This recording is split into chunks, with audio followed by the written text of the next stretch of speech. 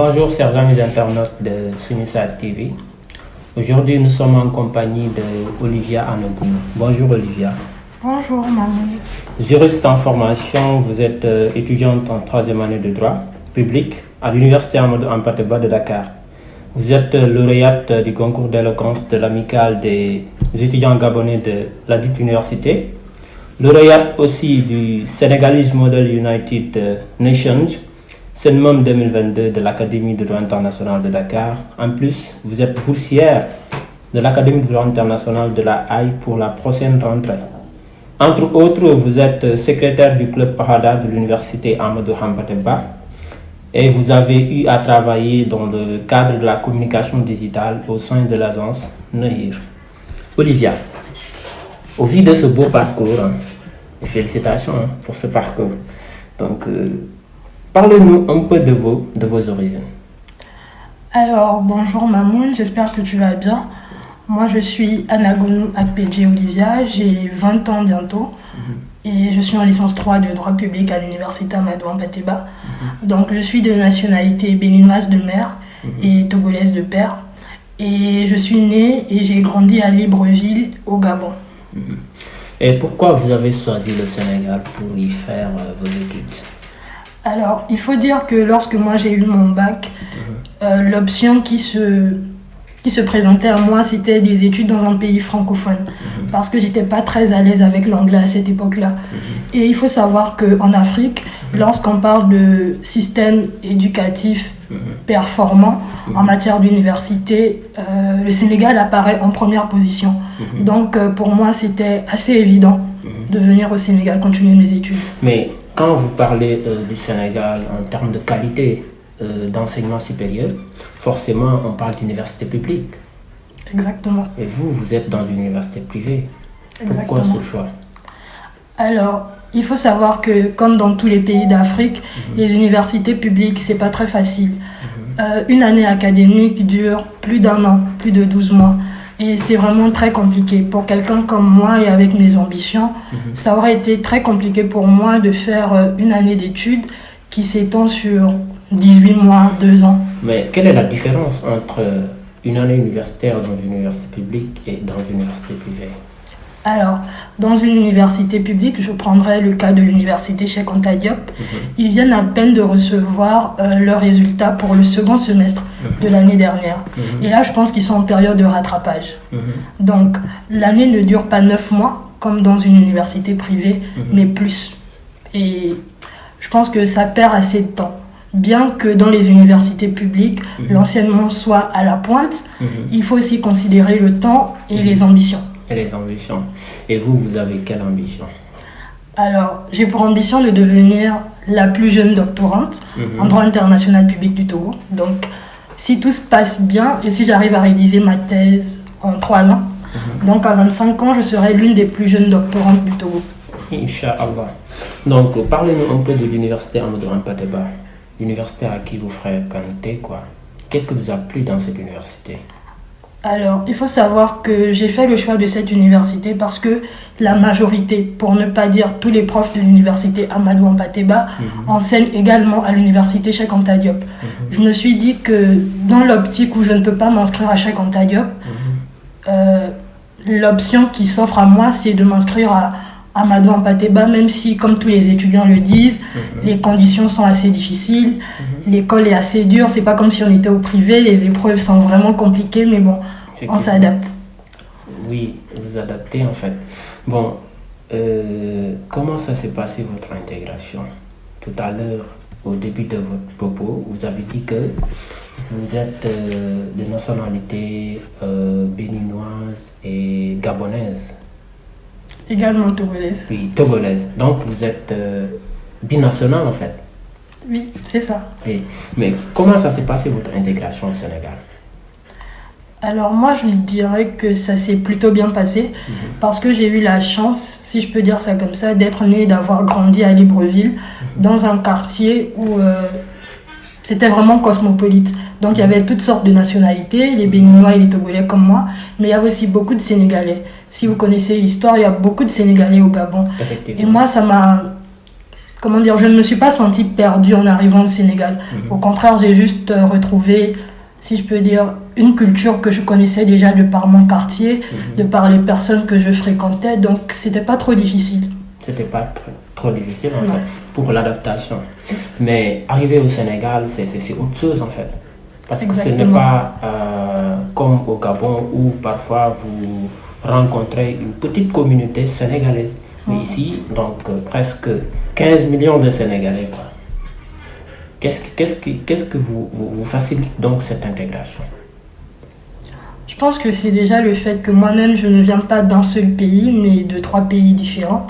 Donc, je suis assez ouverte d'esprit, j'apprends vite. 3 pays culturellement différents.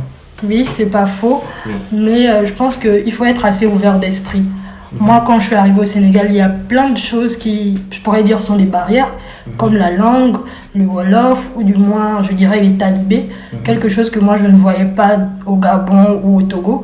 Ça a été assez compliqué pour moi de m'adapter à ce genre de choses, mais aujourd'hui, je me dis qu'il faut savoir être ouvert d'esprit, accepter la culture de l'autre, donc tout ça, je l'accepte, et puis ça va. Donc, qu'est-ce que l'université a joué par rapport à votre intégration? À l'université, vous fréquentez aussi une communauté, que ce soit sénégalaise, gabonaise, etc. quoi. Je dirais que l'université a beaucoup joué dans mon intégration parce que dans mon université déjà, il faut savoir qu'il y a beaucoup de Sénégalais. Après les Gabonais et les Congolais, la communauté sénégalaise est la plus forte de mon université. Donc quand tu es en classe, quand tu es à l'extérieur de la classe, tu écoutes les gens parler Wolof. Ça te permet de t'intégrer parce que, à un moment donné, que tu le veux et en ce moment, vous faites quoi?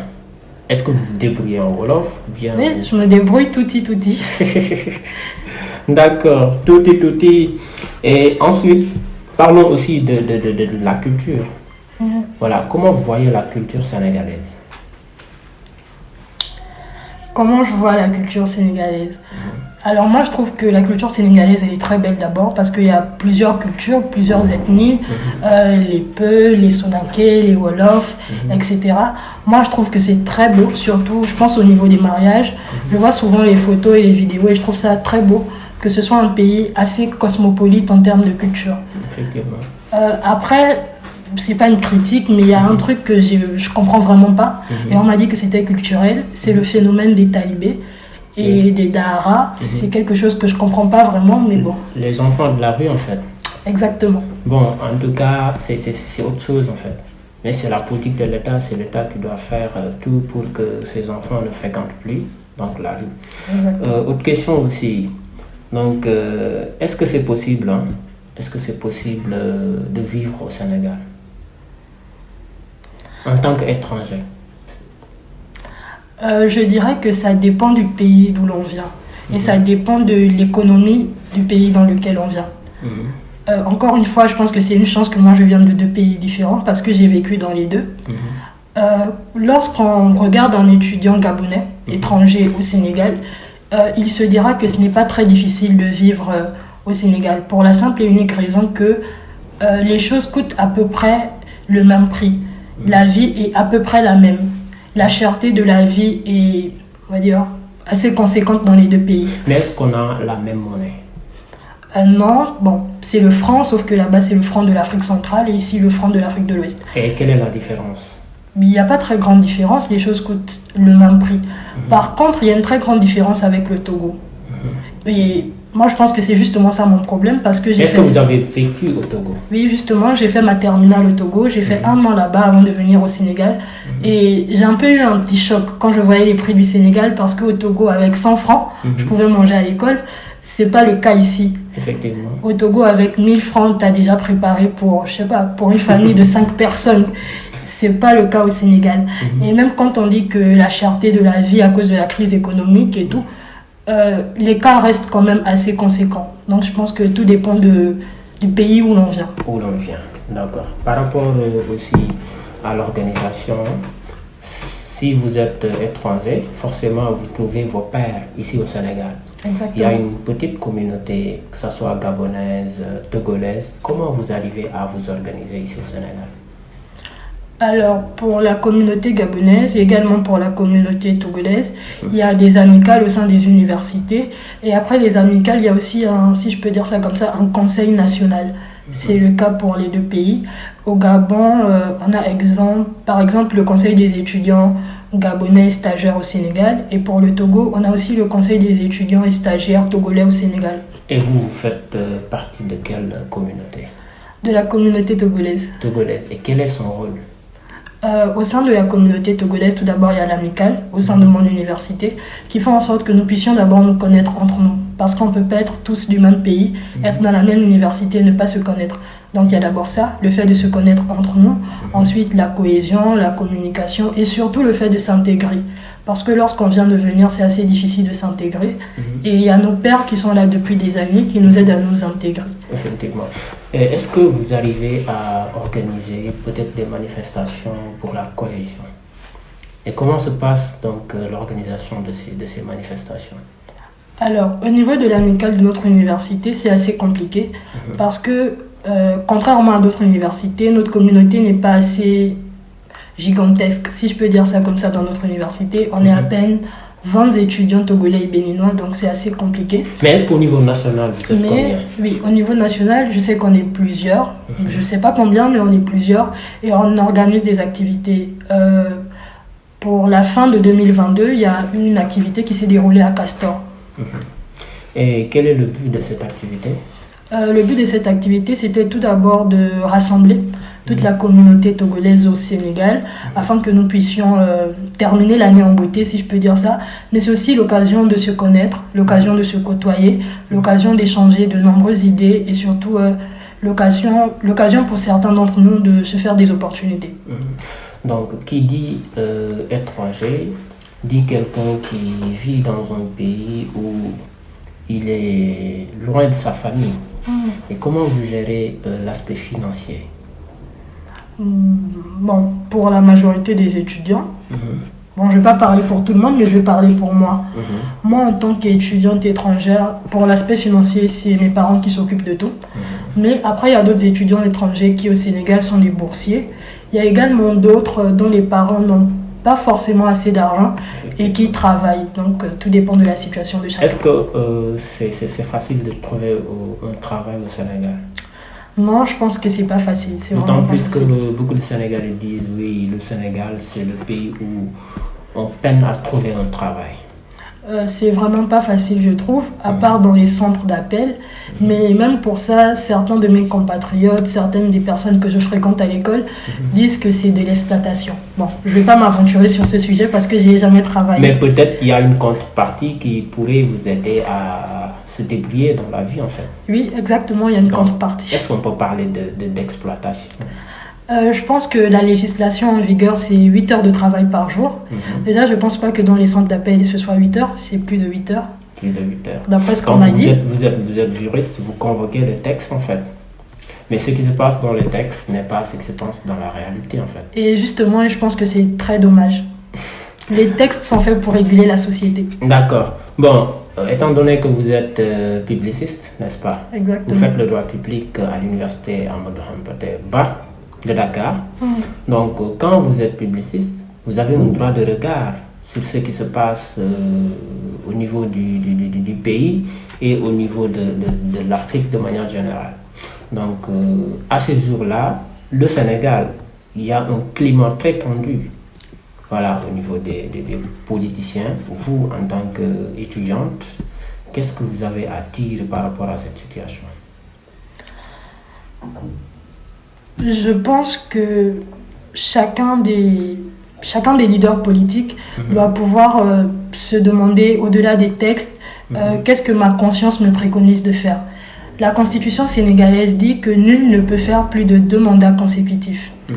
Alors, le président en exercice est à la fin de son second mandat. Second mandat, attendez.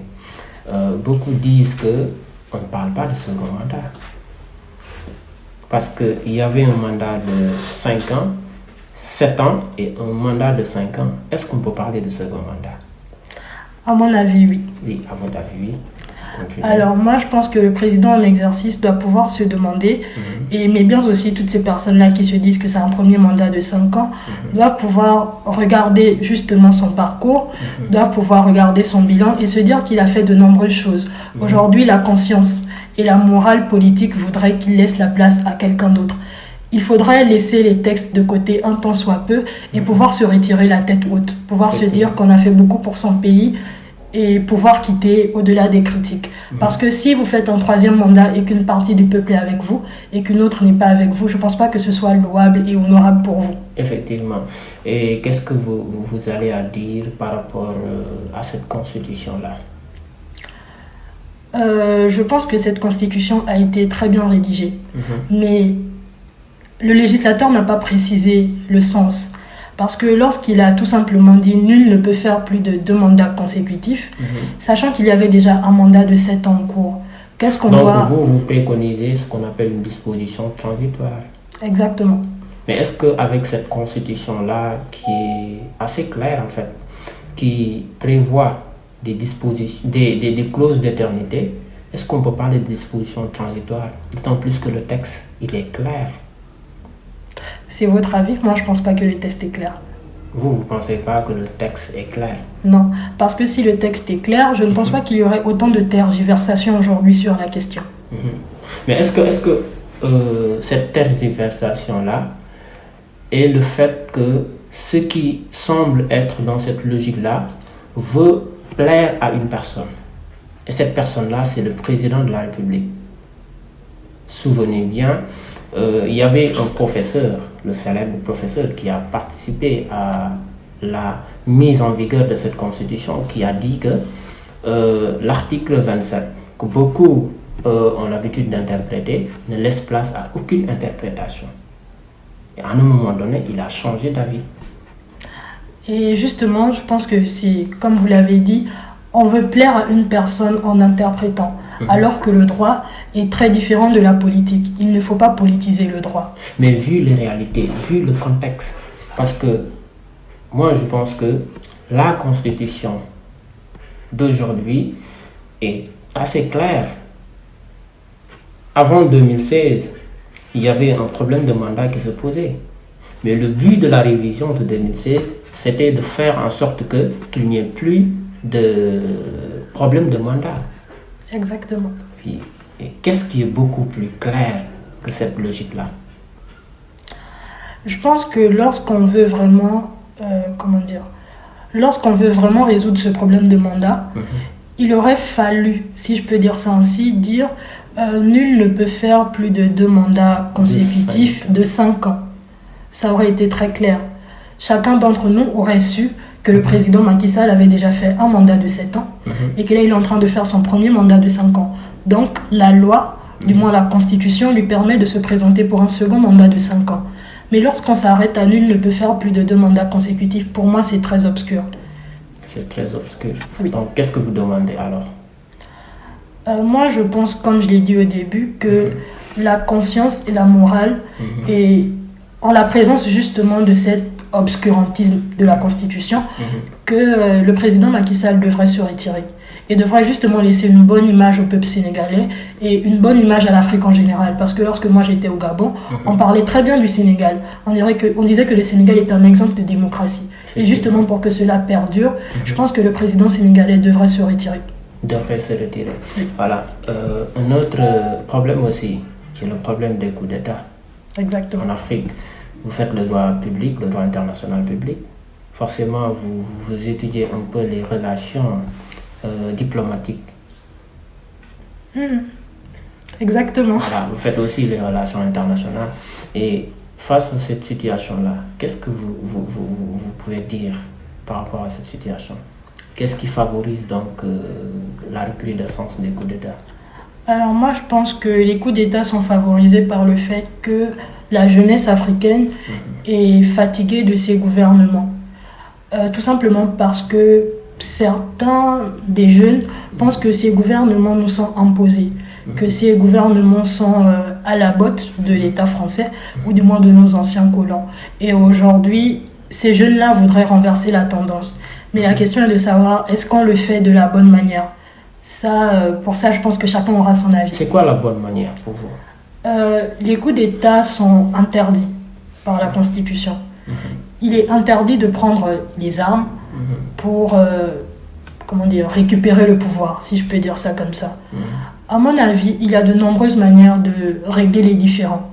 Mais au cours de l'histoire, on s'est rendu compte que peu importe la manière, peu importe les rassemblements, peu importe les conférences nationales, nos problèmes ne se sont toujours pas résolus.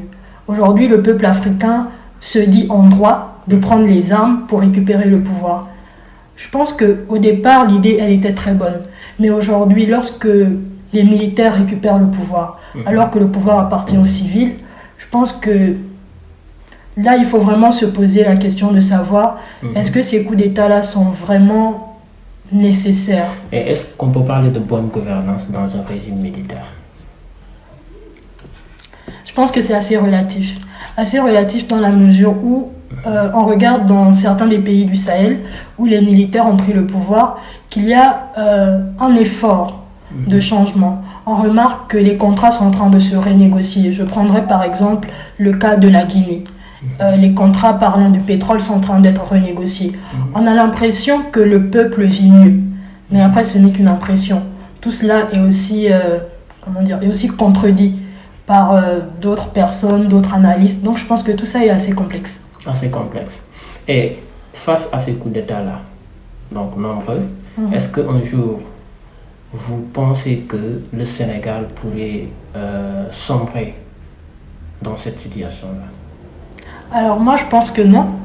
Pas parce que je suis très optimiste, mais parce que pour les personnes que je fréquente, pour les Sénégalais que je fréquente, je me dis que le Sénégal a atteint un niveau de démocratie où il est aujourd'hui impossible de revenir à ce niveau-là. Mais est-ce que la démocratie peut régler donc cette question-là? Moi, je pense que oui, la démocratie peut régler cette question-là, mais aussi plusieurs autres facteurs sont à prendre en compte, comme la bonne gouvernance, par exemple, parce qu'on peut être un pays démocratique et il n'y a pas de bonne gouvernance, il n'y a pas de transparence. Donc, c'est un ensemble, plusieurs principes qui doivent justement sous-tendre un pays pour éviter ce genre de déboires. Mais est-ce qu'on peut parler de bonne gouvernance dans les pays africains, alors que tout le monde sait que ces pays africains, peut-être, il y a la main de la France. Il y a ce qu'on appelle une ingérence de la France en ce qui concerne la manière dont peut-être les dirigeants africains ou bien certains dirigeants dirigent l'Afrique. Comme on dit en droit, ce que vous venez de dire fait l'objet d'une controverse doctrinale. C'est vous qui le dites. Certaines personnes diront le contraire. À mon avis, et j'assume cet avis-là, la main de la France est bien présente. C'est vrai qu'il est impossible de parler de bonne gouvernance lorsque la main de la France est présente tant sur le plan politique, économique, etc. C'est très impossible de parler de bonne gouvernance. Mais après, est-ce qu'il est possible aujourd'hui pour les Africains de se détourner de la main de la France? Je ne pense pas que ce soit possible. Je ne pense même pas que ce soit seulement le problème de l'État. C'est aussi le problème des populations. On l'a vu. À chaque fois que le président français est venu en Afrique, les populations se sont déplacées en masse.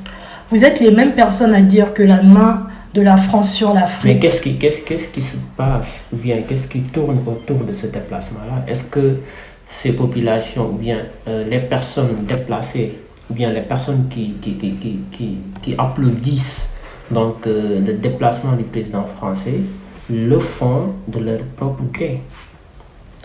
Moi, je pense que oui, elles le font de leur propre gré, parce qu'il faut assumer ses actions. Même si certaines personnes diront qu'on nous a remis de l'argent pour applaudir ce déplacement, je pense que c'est pas de la mauvaise foi si vous prenez l'argent de votre pays et puis vous n'allez pas applaudir. Vous pouvez aussi rentrer chez vous. Si vous décidez de partir, c'est en pleine connaissance de cause. Et donc, vous êtes censé assumer ce que vous faites. Donc, oui, nous sommes censés assumer ce que nous faisons. Quel est votre dernier mot? Alors, j'aimerais dire d'abord concernant la situation des étudiants étrangers au Sénégal que nous sommes très heureux déjà d'être dans votre pays. Comme on dit, c'est le pays de la Teranga. Nous sommes très heureux, peu importe les problèmes qui peuvent survenir. C'est pour nous un honneur et on apprend beaucoup dans votre pays. Donc déjà, merci pour ça. Et ensuite, concernant la situation politique du Sénégal et la situation politique de l'Afrique en général, je pense que comme Cheikh Anta Diop l'a dit, il faut s'armer de science jusqu'aux dents. Ce n'est qu'en ayant de la connaissance qu'on pourra vaincre les problèmes que nous avons aujourd'hui. Parce que c'est inutile de parler lorsqu'on ne sait pas de quoi on parle. Merci beaucoup, donc, chers amis internautes. Nous étions en compagnie de Olivia Anogounou. Je rappelle, vous êtes juriste en formation, vous êtes étudiante en droit, donc troisième année de droit à l'université Amadou Hampâté-Bâ de Dakar. Vous avez eu à recevoir donc plusieurs distinctions dans votre parcours. Vous êtes actuellement le secrétaire général du club OHADA de l'université Amadou Hampâté-Bâ de Dakar.